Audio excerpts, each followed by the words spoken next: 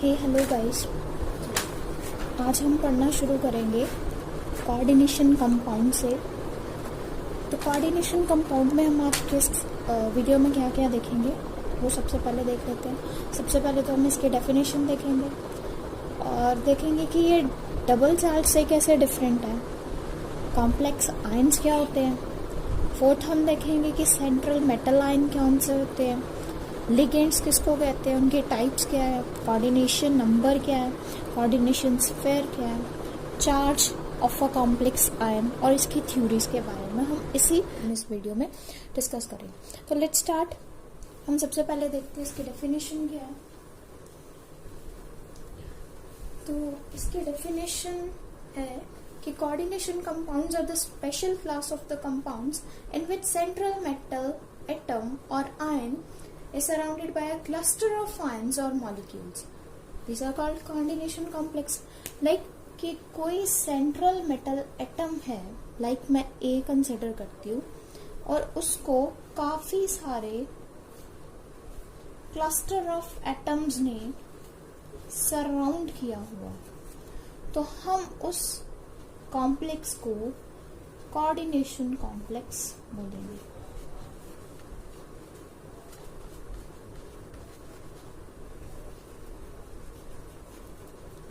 Again I will repeat. Coordination compounds are a special class of compound in which a central metal atom is surrounded by a cluster of ions or molecules. These are called coordination complexes. तो चलो coordination compound की ना हमने definition देख ली, लेकिन अब coordination compound बनते हैं जैसे हमने सुना होगा कि कोवैलेंट कंपाउंड्स कैसे बनते हैं। मैं एग्जांपल लेती हूँ मिथेन की। मिथेन में कोवैलेंट कंपाउंड कैसे बनता है, म्यूचुअल शेयरिंग ऑफ इलेक्ट्रॉन से।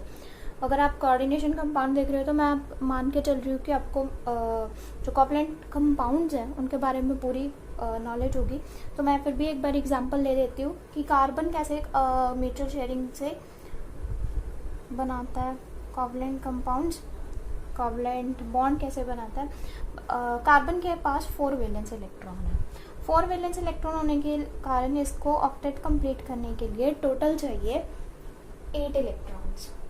तो ये क्या करेगा, अपने ना तो किसी को देगा ना ही किसी से गेन करेगा। आयन बनाने की बजाय ये कार्बन अपने इलेक्ट्रॉन्स को शेयर कर लेगा हाइड्रोजन एटम के साथ, और किसी और एलिमेंट के साथ भी कर सकता है, लेकिन मीथेन की अगर हम एग्जांपल ले रहे हैं तो हाइड्रोजन के साथ वो म्यूचुअल शेयरिंग करेगा, जिसकी वजह से उसका ऑक्टेट जो है कंप्लीट हो जाएगा। अब हाइड्रोजन के पास वैलेंस इलेक्ट्रॉन सिर्फ एक ही है, तो वो एक ही इलेक्ट्रॉन देगा। इट मीन्स कि हमें 4 हाइड्रोजन्स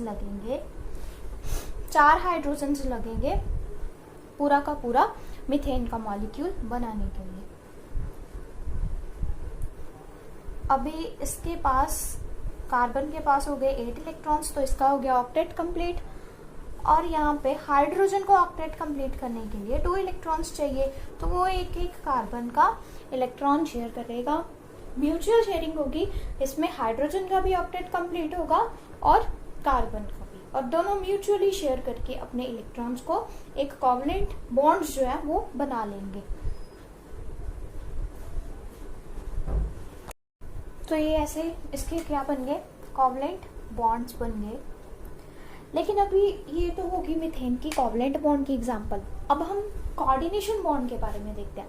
जैसे इसमें म्यूचुअल शेयरिंग हुई, कोऑर्डिनेशन कंपाउंड्स में कभी भी म्यूचुअल शेयरिंग नहीं होती है।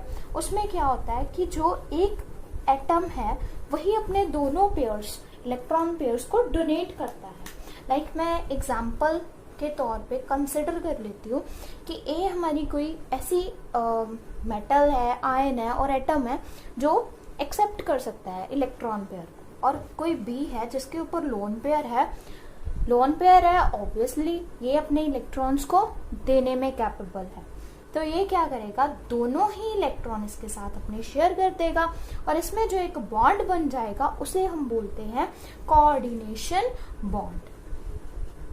कोऑर्डिनेशन बॉन्ड जो अभी इससे क्लियर हुआ कि जिस कंपाउंड में कोऑर्डिनेशन बॉन्ड बनता है हम उसे कोऑर्डिनेशन कंपाउंड बोलते हैं। अब इस कोऑर्डिनेशन बॉन्ड के लिए जो एटम हमारा ऐसा होना चाहिए जो इलेक्ट्रॉन्स को एक्सेप्ट कर सके। तो इलेक्ट्रॉन्स को कौन एक्सेप्ट कर सकता है? हम मान के चलते हैं कि मेटल्स। क्यों? क्योंकि मेटल्स जो हैं, एग्जांपल ले लेते हैं हम लिथियम की। लिथियम पहले बहुत अच्छा डोनर है, ये फटाफट अपने इलेक्ट्रॉन डोनेट करके लिथियम 2 पॉजिटिव बन जाता है। Clear is this? लेकिन अब जो लिथियम आयन है, यानी कि जो मेटल आयन है, वो खुद क्या बन जाता है? इलेक्ट्रोपॉजिटिव। इलेक्ट्रोपॉजिटिव होने की वजह से ये जो लिथियम मेटल है, मेटालिक आयन है, वो जल्दी से इलेक्ट्रॉन्स को एक्सेप्ट कर सकता है। तो इसी की वजह से ये एक सेंट्रल मेटल आयन की तरह बिहेव करता है कोऑर्डिनेशन कंपाउंड्स में, लिथियम और एनी मेटालिक आयन। अभी ऐसे कई सारी जो है मेटल्स हैं, जैसे कि एग्जांपल ले लेते हैं, लिथियम है, निकल है, और काफ़ी सारा मेटल्स की एग्जांपल है। तो ये सारी कोऑर्डिनेशन कंपाउंड को बनाने में कैपेबल है। तो पहले हम देखते हैं इसके एक एग्जांपल देखते हैं कि अगर हम निकल क्लोराइड लेते हैं, उसमें ऐड करते हैं हम 6NH3 के मॉलिक्यूल्स, तो ये क्या बना देता है? तो एक ऐसा कॉम्प्लेक्स जो है वो बन जाता है। इसमें कोऑर्डिनेशन कंपाउंड्स जो बनते हैं अपेरेंटली सैचुरेटेड मॉलिक्यूल से, इनकी एक इंडिपेंडेंट एग्जिस्टेंस होती है। अब इसका मतलब जब हमने निकल क्लोराइड को 6 अमोनिया के साथ रिएक्ट किया, तो इसके जो निकल पॉजिटिव आयंस थे वो क्या हो गए? अमाइन के साथ रिएक्ट करके उन्होंने ये वाला कंपाउंड बना लिया, जिसे हम कोऑर्डिनेशन कंपाउंड कहते हैं। बाद में जब इसको देखा गया, आयोनाइज किया गया, तो जो स्क्वायर ब्रैकेट में स्पीशी आई वो कभी भी आयोनाइज नहीं होगी। अगर हम इसको आयोनाइज करें तो ये आयोनाइजेशन के बाद क्या देगा? निकल NH3 के 6 और ये पूरा का पूरा 2 पॉजिटिव बन जाएगा, प्लस जो क्लोरीन है वो क्लोराइड आयन की तरह बाहर निकल जाएगा, नेगेटिव 2Cl नेगेटिव की तरह बाहर निकल जाएगा। तो चलिए अब हम देखते हैं कि डबल साल्ट्स कैसे कोऑर्डिनेशन कंपाउंड से डिफरेंट हैं। तो double salt lose their identity when dissolve in water. हमने यहाँ पे एक एग्जांपल ली है मोहर्स साल्ट की, FeSO4 NH4 की 2 SO4 6 वाटर, ये इसे हम मोहर साल्ट बोलते हैं। इसको जब हमने आयोनाइज किया तो ये अपने कॉन्स्टिट्यूटिव आयंस में स्प्लिट हो गया। जबकि कोऑर्डिनेशन कंपाउंड्स अपनी आइडेंटिटी लूज नहीं करते, वो कॉम्प्लेक्स की तरह टूटते हैं, लेकिन यहाँ पे ये अपने आयंस में टूट गया। Fe 2 positive, 2NH4 positive and 2SO4 2 negative में स्प्लिट हो जाता है, जिसकी वजह से they are different from coordination compounds. तो ये डबल साल्ट है, ये तो अपनी लूज कर देती है आइडेंटिटी, बट जो कोऑर्डिनेशन कंपाउंड है it is formed from a combination of 2 और more stable molecules of different species and retain its identity in the solid as well as in the dissolved state. तो आगे हम इसके So all from this we come to the conclusion that coordination compound are those compounds in which the compounds that contains coordination bonds. So they are known as coordination compound. यहाँ पे example है, platinum के साथ जो ligands लगे हुए हैं वो क्लोरीन के लिगेंड्स है, जिनके पास लोन पेयर है। लोन पेयर होने की वजह से वो प्लेटिनम को जो है अपने इलेक्ट्रॉन वो डोनेट कर देंगे और इसके साथ कोऑर्डिनेशन बॉन्डिंग जो है वो बनाएंगे। यहाँ पे इलेक्ट्रॉन्स जो है वो दोनों ही क्लोरीन एटम जो है वो डोनेट कर रहा है, इसलिए क्लोरीन जो होगा वो उसे हम डोनर एटम कहेंगे, इसे हम लिगेंड भी कहते हैं जो डोनेट करता है इलेक्ट्रॉन्स, और जो प्लेटिनम है वो एक्सेप्टर। सो आगे हम डिस्कस करेंगे कोऑर्डिनेशन कंपाउंड में यूज होने वाली कुछ टर्म्स को। तो उसमें एक टर्म आती है कॉम्प्लेक्स आयंस की। तो कॉम्प्लेक्स आयन क्या होता है? An electrically charged species which consists of a central ion surrounded by a group of ions or neutral molecules is known as complex ion. कोई भी ऐसी स्पीशीज जो कि इलेक्ट्रिकली चार्ज्ड हो। एग्जाम्पल हमने लिया है निकल और उसके साथ 6 अमोनिया के मॉलिक्यूल्स हैं, ऊपर चार्ज 2 पॉजिटिव। हेक्सामाइन निकल जो हमारे पास एग्जाम्पल है, तो इसमें निकल जो है वो सेंट्रल मेटल एटम है। सेंट्रल मेटल एटम हम इसलिए यूज करते हैं क्योंकि मेटल्स जो होती है वो इलेक्ट्रो पॉजिटिव होने के कारण इलेक्ट्रॉन्स को इजीली गेन कर पाती है। और ये जो लिगेंड्स हैं इसको सराउंड करे हुए हैं, ये हमारे सराउंडिंग एटम्स हैं। ये एक दूसरे के साथ बॉन्डिंग, जो सेंट्रल मेटल एटम की बॉन्डिंग इसके आयंस के साथ हो रही है, वो कोऑर्डिनेशन कंपाउंड्स, कोऑर्डिनेशन बॉन्ड्स के थ्रू हो रही है, जिसके कारण हम इस कंपाउंड को कोऑर्डिनेशन कंपाउंड कहते हैं और इस कॉम्प्लेक्स को कोऑर्डिनेशन कॉम्प्लेक्स कहते हैं। तो कॉम्प्लेक्स एक ऐसी स्पीशी है जिसके ऊपर एक चार्ज एक ऐसी चार्ज स्पीशी जो काफी ज्यादा जो आयंस हैं और न्यूट्रल मॉलिक्यूल्स हैं, ये जो लिगेंड्स हैं, ये चार्ज्ड भी हो सकते हैं और न्यूट्रल भी हो सकते हैं। तो आयंस और neutral molecules is known as complex हैं। तो जो central metal atom, metal is usually metal जो है वो यूज किया जाता है क्योंकि इलेक्ट्रोपॉजिटिविटी के कारण मेटल जब गेन कर लेते हैं इलेक्ट्रॉन्स और एक कोऑर्डिनेशन बॉन्ड बना लेते हैं, इसलिए इस कॉम्प्लेक्स को कोऑर्डिनेशन कॉम्प्लेक्स भी कहा जाता है। तो ये हमारा कॉम्प्लेक्स आयन है जिसमें लिगेंड और central metal atom coordination bonding के थ्रू बॉन्ड बनाते हैं। तो निकल में जैसे यहाँ पे निकल 2 पॉजिटिव है, तो इसमें निकल 2 पॉजिटिव को 6 अमोनिया के मॉलिक्यूल्स ने सराउंड किया हुआ है इस कॉम्प्लेक्स आयन में। एक और कॉम्प्लेक्स की एग्जांपल देखते हैं। यहाँ पे Ag पॉजिटिव जो है उसको सराउंड किया हुआ है 2 मॉलिक्यूल्स ऑफ अमोनिया। अमोनिया के 2 मॉलिक्यूल्स ने Ag पॉजिटिव की जो मेटल है उसे सराउंड किया। तो these are the 2 examples of complex ion. आगे हम पढ़ते हैं types of complexes.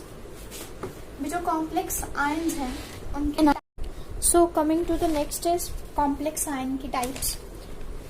Complex ions are actually of 3 types. First is cationic compounds.